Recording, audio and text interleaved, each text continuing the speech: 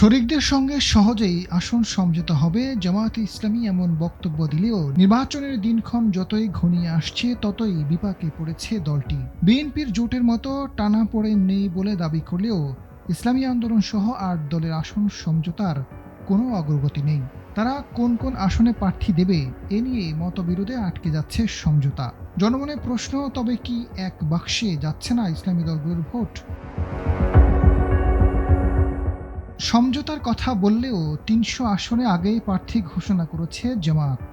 প্রচারণায় জমিয়েছে দেশ জুড়ে। তবে চরমনাই পীরের নেতৃত্বাধীন ইসলামী আন্দোলন ১৫০, বাংলাদেশ খেলাফত মজলিস ৫০, খেলাফত মজলিস ৩০, খেলাফত আন্দোলন ২৫ আসনের তালিকা দিয়েছে।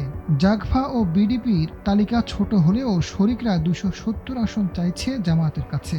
আরও কয়েকটি দল জোটে আসতে পারে, তাদেরও চাওয়া রয়েছে। এতে চরম বিপাকে দলটি। এদিকে দ্রুতই আসন সমঝোতার কথা বললে হঠাৎ চুপ তারা। চরমনাই পীরের দল নিজের ১২০ আসন এবং জামায়াতকে ১৩০ আসনে প্রার্থী দেওয়ার প্রস্তাব করেছে। বাকি ৫০ আসন অন্যান্য দলকে ছাড়তে চান, তবে এতে জামায়াত রাজি হয়নি। গত অক্টোবরে দলটির সেক্রেটারি জেনারেল মিয়া গোলাম পরোয়ার বলেছিলেন শরিকদের ১০০ আসন ছাড়া হবে, তবে এখনও ওই বক্তব্য অনানুষ্ঠানিক বলছে জামায়াত।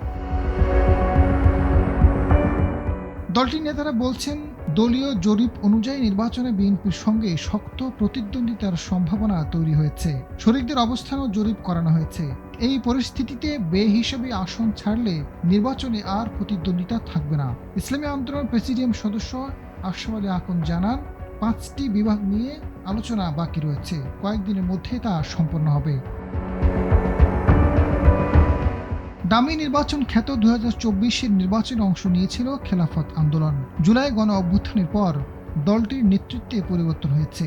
আওয়ামী লীগ সমর্থকদের সরিয়ে দিয়ে জামায়াতের সঙ্গে এসেছে। জামায়াত নেতারা বলছেন, এমন কাউকে মনোনয়ন দেওয়া হবে না যারা আওয়ামী লীগের নির্বাচনে অংশ নিয়েছিল। মনোনয়নপত্র দাখিলের আগেই ৩০০ আসনে একক প্রার্থী নির্ধারণ করবে ৮ দল। জামায়াতের নায়েবে আমির ডাক্তার সৈয়দ আবদুল্লাহ মোহাম্মদ তাহের বলেছেন, নির্বাচনে জয়ী হওয়ার সম্ভাবনা থাকলে আসন ছাড়তে সমস্যা নেই।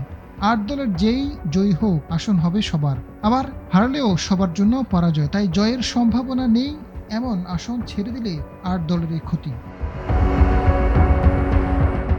রাজনৈতিক বিশ্লেষকরা বলছেন, আসন সমঝোতা নিয়ে এখনও প্রকাশ্যে মতবিরোধ দেখা না গেলেও মনোনয়নপত্র দাখিলের শেষ সময়ে এসে সেটি পরিষ্কার হবে। আদৌ তাদের ঐক্য থাকবে কিনা তা সময়ে বলে দেবে। আজাদ ফারুক, সময়ের আলো।